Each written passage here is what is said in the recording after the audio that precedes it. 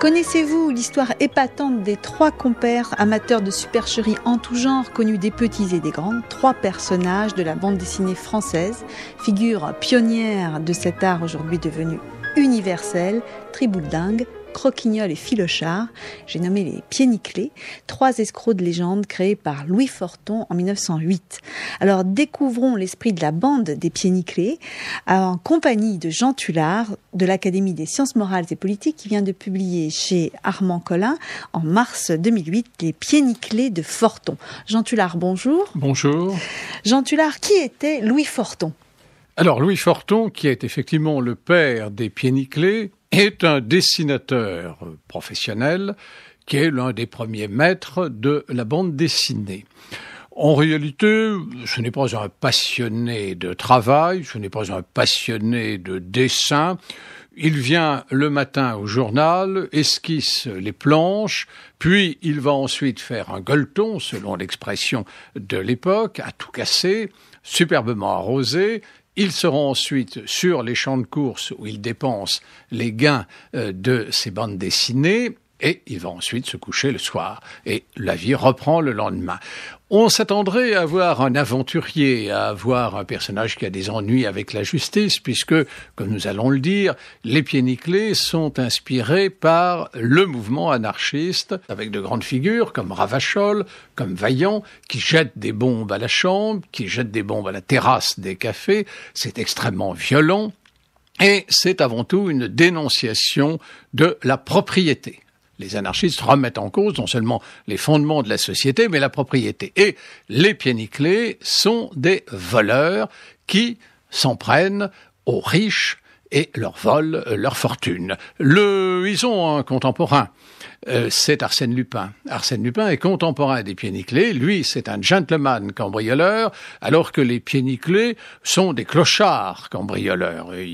On les voit, et sur la couverture de mon livre, très bien habillés, mais dans l'ensemble, ils sont d'extraction populaire. Le premier titre ne devait pas être les Pieds Nickelés. D'où vient l'expression ? Alors, le premier titre était Les Pieds Sales, qui n'était pas très bon. Les Pieds Nickelés, le titre vient de Tristan Bernard, un humoriste fameux, qui avait fait jouer une pièce, Les Pieds Nickelés.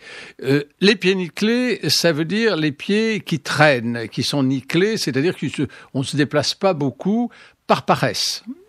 Les Pieds Nickelés, c'était le symbole de la paresse. Mais ça ne veut pas dire le symbole de la bêtise, le symbole du ratage. Aujourd'hui, et je m'insurge contre cela, lorsque l'on voit quelques malfaiteurs, on a vu même des humanitaires essayant d'aller en Afrique sauver des enfants, on disait ce sont des pieds nickelés avec une nuance péjorative. Le mot pied nickelé, aujourd'hui, est pris dans le sens de zigoto incapable. En réalité, les Pieds Nickelés sont, eux, très capables, et nous allons le voir, et si on lit les Pieds Nickelés, on peut faire très rapidement fortune. Je ne retiendrai qu'un seul exemple pour vous donner une idée, si vous ne voulez pas continuer à écouter cette émission, mais que vous voulez savoir ce que sont les Pieds Nickelés et comment on peut gagner de l'argent. Voici un exemple, une des planches tirées des Pieds Nickelés. Les Pieds Nickelés vont dans un très grand restaurant, que je ne nommerai pas, qui a des salons particuliers. Et ils font un repas à tout casser dans un salon particulier, arrosé des plus grands crus, des mets les plus choisis, ce qui est de plus cher, et à la fin, Tribouledingue, le barbu, appelle pour le serveur pour lui demander la note. Alors, la note arrive avec le serveur est assommé par les Pieds Nickelés, mis sous la table. Les Pieds Nickelés laissent passer un certain temps, un quart d'heure, puis Tribouledingue appuie sur un bouton. Alors cette fois, c'est le patron qui vient, et Tribouledingue lui dit « Ah, mon ami, ayant changé de veste, j'ai laissé mon chéquier dans ma veste, donc je n'avais pas de chéquier sur moi, et j'ai payé avec une grosse coupure d'1 million. Alors j'attends la monnaie. » Le patron est un peu éberlué et cherche le garçon qu'il ne trouve pas. Et il en conclut que s'il ne trouve pas, c'est comme c'était une très grosse coupure, le garçon est parti avec. Il revient donc avec la monnaie sur cette coupure fictive, s'excuse, offre un digestif supplémentaire, offre des cigares et salue très respectueusement les pieds nickelés quand ils s'en vont. Et c'est le lendemain matin la femme de ménage qui découvrira le serveur avec la note sous la table.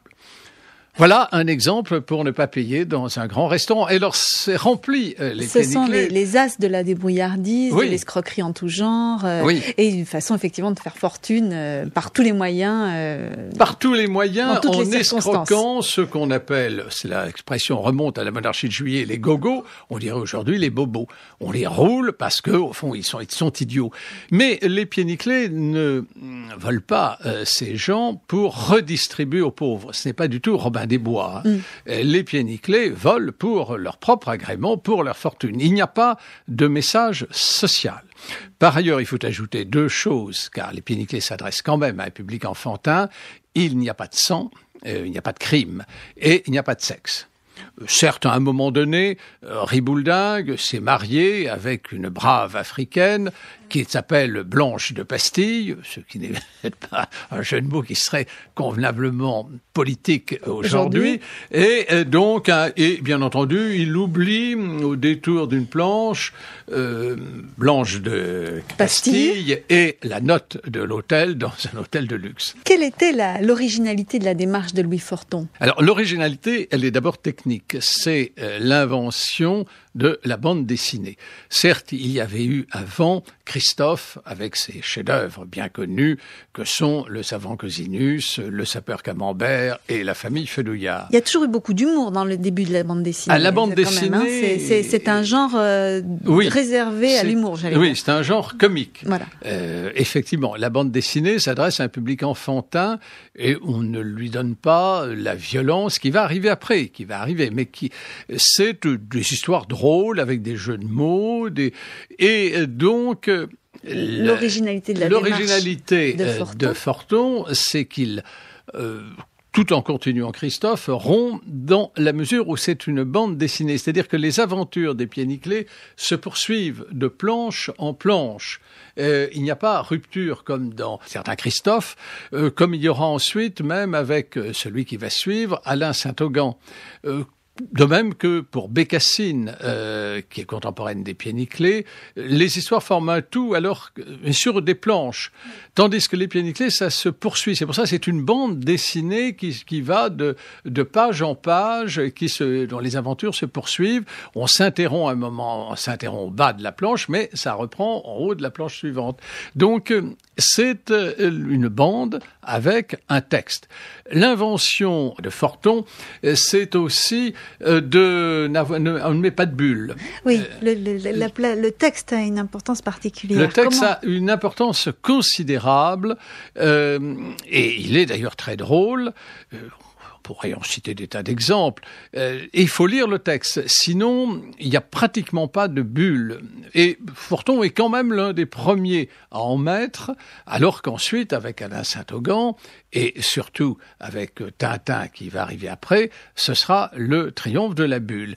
C'est tandis la que là, raison. On a un texte assez très élaboré sous l'image, ouais. Et parfois une ou deux bulles rajoutées qui mettent en valeur un mot ou une expression, mais sans plus. Donc il utilise, l'un des premiers, la bulle, mais très peu. Tout est dans le commentaire, dans le texte. Un texte qui est écrit un peu en argot, ce qui fait donner l'impression quelquefois d'avoir vieilli, un peu comme Léo Mallet avec Nestor Burma, qu'aujourd'hui on a plus de mal à lire, mais dans l'ensemble, c'est un argot très limité. Il y a des expressions qui ont vieilli, mais très peu. Alors le texte, ce texte même, est effectivement extrêmement séditieux. Je vous ai dit comment on avait le moyen de ne pas payer au restaurant, comment de ne pas payer dans le train, ça alors dans les transports en commun c'est l'enfance de l'art. Et il y a une volonté d'escroquer les gens en exploitant leurs bêtises. Par exemple, les pieds nickelés, lors de l'exposition coloniale de 1931, ouvrent une baraque foraine. Et dans cette baraque foraine, il présente des attractions. Bien sûr, les gogos s'y précipitent car on leur annonce qu'il y a la femme à barbe. Mais la femme à barbe s'est précisément rasée ce matin. Bon, elle n'a plus de barbe. Il y a l'homme qui vit et boit sous l'eau. Et c'est un homme tout à fait ordinaire qui mange et boit avec un bocal d'eau attaché sur la tête. Et puis, il y a également ce qui est le plus fort, c'est un homme tout à fait ordinaire sur une estrade. Alors, on regarde cet homme et on lit le cartouche, on voit, cet homme tout à fait ordinaire, le plus petit géant du monde. Ce qui est, avouez, extrêmement fort et vous montre la relativité des choses. De même, ils vont exploiter les imbéciles qui viennent les consulter lorsqu'ils sont médecins. Ah oui, docteur, j'ai un verre solitaire. Fermez les yeux, avalez. Vous êtes guéri. Ah oui, votre verre était solitaire, vous venez d'en avaler un deuxième, donc votre verre n'est plus solitaire. Docteur, j'ai la vue basse. Eh bien, montez sur la tour Eiffel, votre vue sera haute. Voilà, et j'ai un lumbago. Oui, alors ça, dites-le, une plaisanterie à des gens qui ont mal au dos. Docteur, j'ai un lumbago, ce n'est pas très grave. Prenez des ciseaux et coupez-le, votre lumbago sera court. Alors, il y a un esprit pied nickelé. Oui. D'humour qu'on vient de voir, mais comment aussi Louis Forton utilise l'actualité et l'histoire, c'est-à-dire que ces personnages, il les fait évoluer dans le contexte. C'est un peu, est-ce que ça correspond aussi à l'ère du temps, comme on faisait dans l'esprit des revues de l'époque, oui, ou là, ou bien est-ce qu'il prend vraiment toute liberté pour s'amuser, pour continuer à s'amuser? Il y a les hommes politiques apparaissent au début. Après, on les voit moins. Mais au début, les hommes politiques apparaissent et on voit Jaurès, Caillot, quelques autres qui sont dessinés ressemblants, enfin on les indique dans le commentaire. Et les pieds nickelés eux-mêmes donc deviennent ministres. Ils deviennent ministres. Députés aussi, je crois. Oui, députés. Ils se sont partagés les rôles. C'est-à-dire Ribouldingue, le barbu, est socialiste, Croquignol et royaliste, et Filochard, le borgne, est centriste. Alors évidemment, avec eux, il est incontestable que le déficit du budget s'accroît de façon très considérable, tandis que disparaissent les vases de Sèvres dans les ministères, etc. Ils font tous les métiers. Ils font donc de la politique, et alors on voit apparaître les hommes politiques, ils font aussi le métier de directeur de l'opéra. Ah oui, oui. Si l'on voulait leur confier l'opéra, il est évident que l'opéra ne serait plus déficitaire. En effet, ils présentent par exemple un spectacle extraordinaire avec 25 changements de décor. Et alors, tout le pari est là. Effectivement, l'orchestre entame l'ouverture. Et il va y avoir un problème de rideau. Et puis, effectivement, le rideau ne se lève jamais. Et à la fin, Croquignol apparaît et dit, braves spectateurs qui sont là, écoutez, voilà, le machiniste a dû procéder à 25 changements de décor. Alors, il a un moment de distraction, comme c'était très absorbant, il a oublié ce petit détail, c'est-à-dire de lever le rideau. Vous voudrez bien le lui pardonner. Alors, ils inventent aussi le vestiaire au pied des fauteuils. Lorsque vous arrivez à l'opéra, votre vestiaire, vous ne le confiez pas à un vestiaire, vous avez votre vestiaire à vos pieds. Alors on explique qu'ainsi on fait l'économie du pourboire. Malheureusement c'est une petite économie, vous allez voir. On est sûr de retrouver son manteau, il n'y aura pas de confusion. Et puis on est sûr qu'on ne vous le volera pas. Donc, après la représentation, c'est une petite trappe. Quand les clients lèvent la trappe, le manteau de fourrure est remplacé par une minable peau de lapin, il n'y a plus rien dans les poches, etc. Et les pieds nickelés leur disent, mais qu'est-ce que vous vouliez y faire? Il fallait faire attention, c'était sous vos pieds, donc comment aurait-on pu vous voler? Mais ils ont aussi des malheurs. L'opéra, comme ils font des économies sérieuses, ils décident de limoger le corps de ballet qui coûte très cher, et puis ces danseuses, ces ballerines sont agaçantes. Donc on les remplace par les ouvreuses. Alors évidemment, ce sont les ouvreuses qui n'ont pas tout à fait les charmes, surtout qu'ils sont des ouvreuses assez vénérables. Alors là, ça finit mal. De même qu'à un moment donné, ils embauchent un acteur qui n'a qu'une phrase à dire, je suis Assur Banipal. Et le type est tout ému, il a un peu picolé avant, et il arrive et il dit, je suis Assur Banipal, et toutes les possibilité autour du nom d'Assurbanipal, il passe, et évidemment c'est le désastre pour la pièce. Quelles ont été à vos yeux les plus belles audaces de Louis Forton ? Alors les audaces de Louis Forton, c'est par exemple de faire voler les bijoux de la couronne à Londres. Oui. C'est quand même extraordinaire. C'est une audace, ce qui fait qu'on n'a plus envie d'aller à Londres, puisque les pieds nickelés ont volé les bijoux de la couronne. Vous savez comment ils font. Le Croquignol, c'est Riboudin, plus exactement, fait le guide, et il a tour de Londres, et il dit, mais vous savez, les fantômes des enfants d'Édouard se promènent encore dans cette tour. À tout moment, nous pouvons les rencontrer. Alors, la voix tremblante, et à ce moment-là, surgissent. Ils sont très peu enfants d'Édouard. Croquignol et Philochard Borgne, vêtus en enfants d'Édouard, qui font ouh, ouh. Alors tout le monde s'enfuit et ils ramassent les bijoux de la couronne. Et ils s'en vont avec, mais comme ils sont poursuivis, on lève le pont sur la Tamise et ils laissent échapper les bijoux de la couronne qui vont finir dans la Tamise. Oui.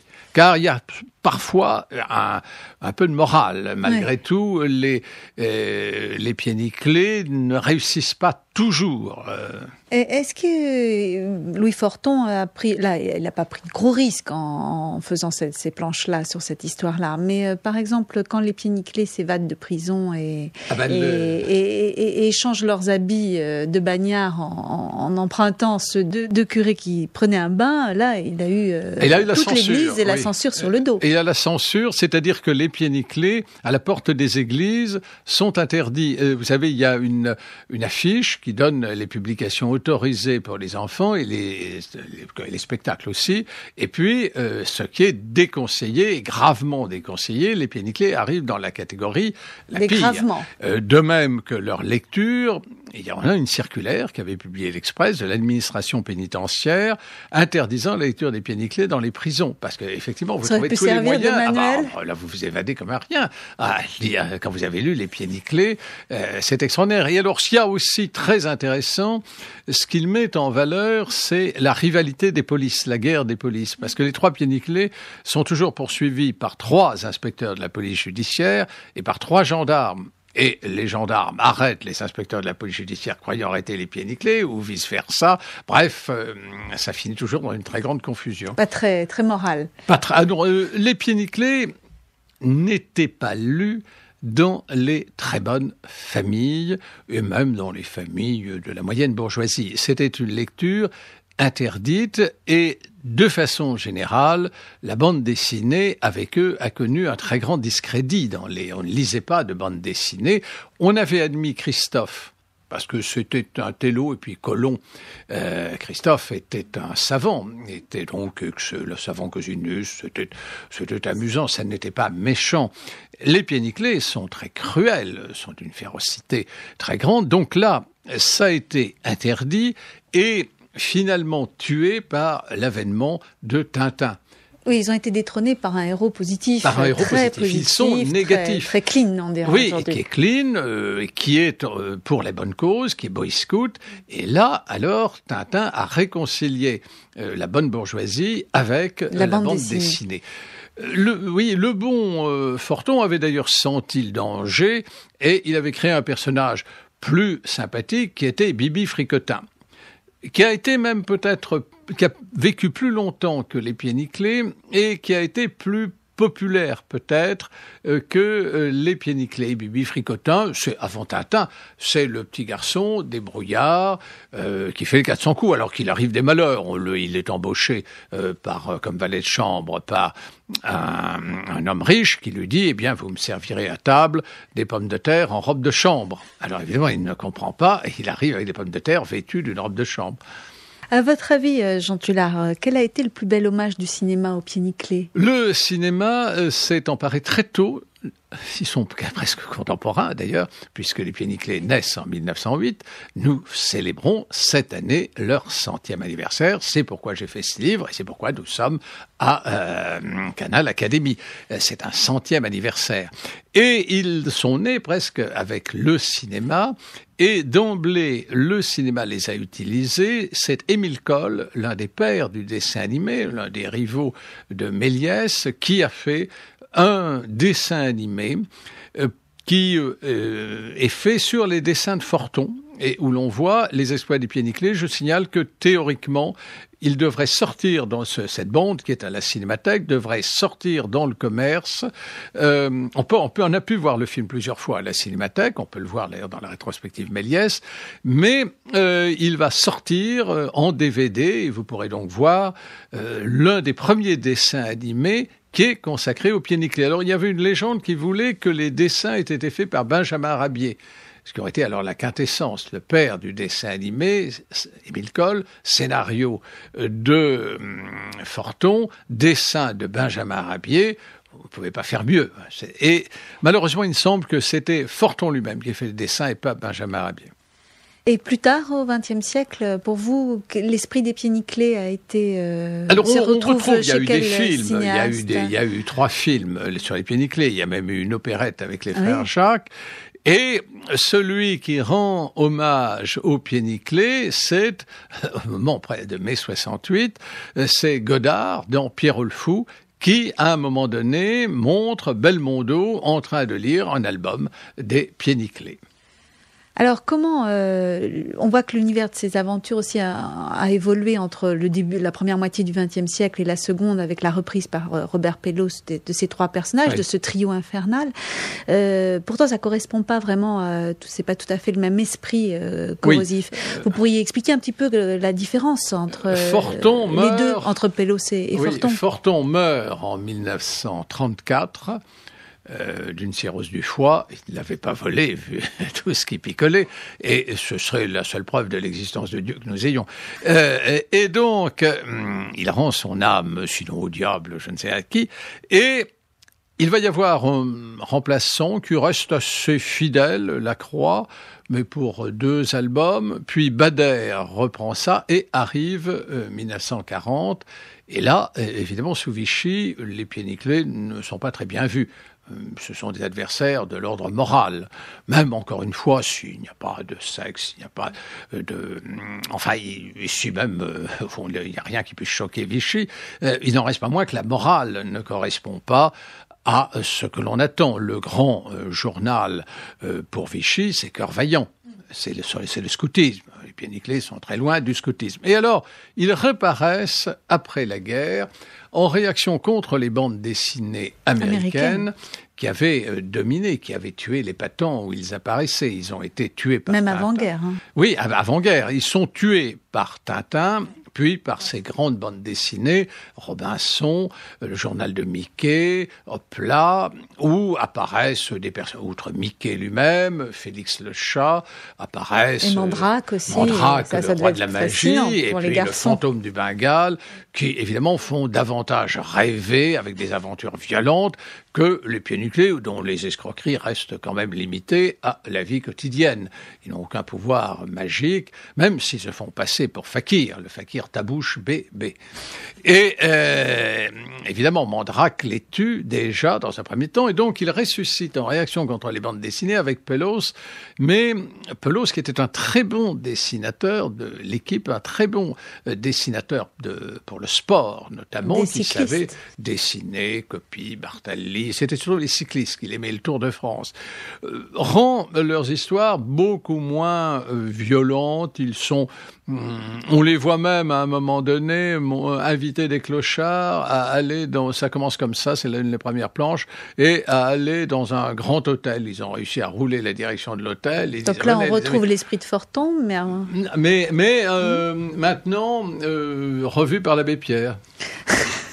C'est-à-dire que le fruit de leur rapine va être redistribué. Oui, redistribué. Il y a un message différent pour moins, plus social. Plus... Là, c'était vraiment la négation de tout. Il n'y a pas des riches et des pauvres, il n'y a pas des bons et des méchants, il n'y a que les pieds nickelés et des imbéciles. Des gogos. Des gogos que l'on roule. Et c'est tout le problème. Et il s'agit de leur arracher toutes leurs économies. Alors pour finir, Jean Tullard, est-ce qu'il peut exister un rapport? Quel rapport pourrait-on faire entre Napoléon, dont vous êtes le grand historien, et les pieds nickelés? Alors, il est vrai que Napoléon n'apparaît pas dans Les Pieds nickelés. Il n'y a même pas de plaisanterie sur Napoléon, pas plus qu'il y en a sur Richard III. Donc, oui. mais sur certains personnages, mais Napoléon n'apparaît pas. Forton, je crois, n'était peu intéressé par l'histoire de France.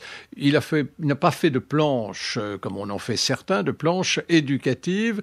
Et il est vrai que, Napoléon ne joue pas de rôle. Alors vous me direz pourquoi donc s'intéresser à Napoléon alors que et pourquoi vous est intéressant à Napoléon faire quelque chose sur Les Pieds nickelés? Tout simplement le lien est facile à trouver. Depuis maintenant 2000. Depuis 1999, je passe mon temps à faire des bicentenaires napoléoniens, y compris chez vous. Alors, pour une fois, on rompt et je fais un 100e anniversaire. Et ce n'est plus Austerlitz, ce n'est plus le Conseil d'État, ce n'est plus la Cour des comptes, ce sont Les Pieds nickelés. C'était le pied de nez de Jean Tullard par rapport au centenaire. Merci Jean Tullard de nous avoir présenté Les Pieds nickelés de Forton, paru dans la collection Une œuvre, une histoire, chez Armand Collin. Merci de nous avoir présenté ces 3 personnages qui escroquent, on l'a vu, tous les gogos qui passent près d'eux. Merci beaucoup. Merci.